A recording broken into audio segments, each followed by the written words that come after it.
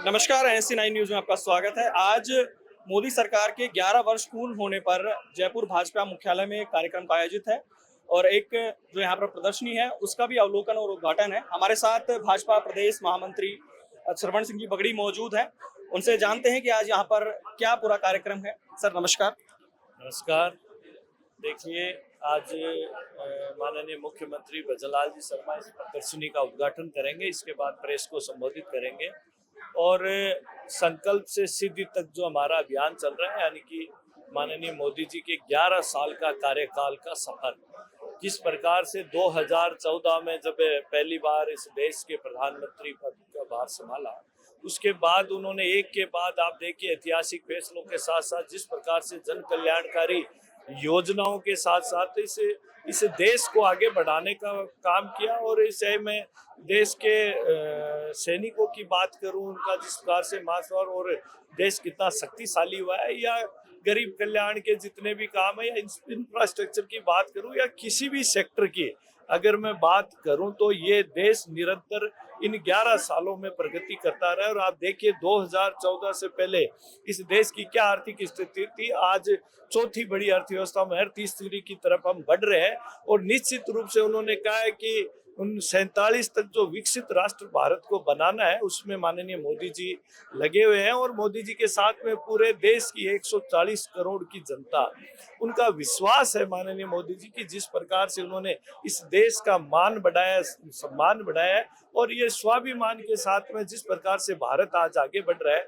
आप देख रहे हो, अभी आपने देखा होगा ऑपरेशन सिंदूर के माध्यम से किस प्रकार से जनता की भावना के अनुरूप जिस प्रकार से एक पड़ोसी राज्य ने हरकत की और धर्म के आधार पे हमारे देश के नागरिकों को मारने का काम किया। निश्चित रूप से ऑपरेशन सिंदूर करके हमारी सेना ने जो शौर्य दिखाया है, वो इसीलिए दिखाया है कि उनको पता है कि देश का प्रधानमंत्री माननीय मोदी जी है और एक ताकत हमारे पीछे खड़ी है। इसलिए आज हर सेक्टर में आप देखें भारत किस प्रकार से प्रगति कर रहा है। तो इसी की आज ये 11 साल 22 साल पे एक प्रदर्शनी का आयोजन किया गया, जिसमें माननीय मुख्यमंत्री जी इसका उद्घाटन करेंगे। सर राजस्थान में भी अब डिफेंस सेक्टर को लेकर एक बड़ा जो निर्णय आया था कि यहाँ पर राइफल्स और मशीन गन्स बनेंगी, तो डिफेंस सेक्टर में भी अब यूपी के बाद यूपी में ब्रह्मोस के लिए एक जो प्लांट वहां पर बना, तो राजस्थान भी अब अग्रणी भूमिका निभा रहा है। इसके बारे में आप क्या? बिल्कुल, आप देखिए माननीय मोदी जी का सपना है मेक इन इंडिया।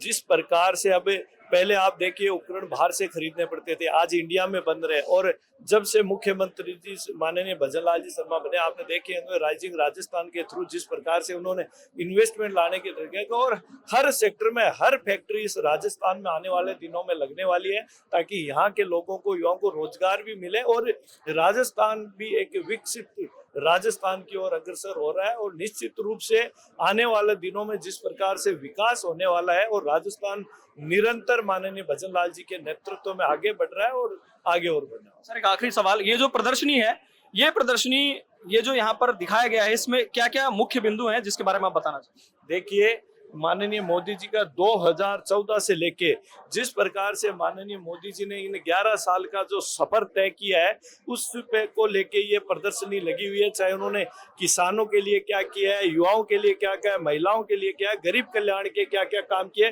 कितनी योजनाएं उन्होंने लागू की है, ताकि आखिरी पंक्ति यानी गांव ढाणी में बैठे हुए व्यक्ति को भी इसका फायदा मिले।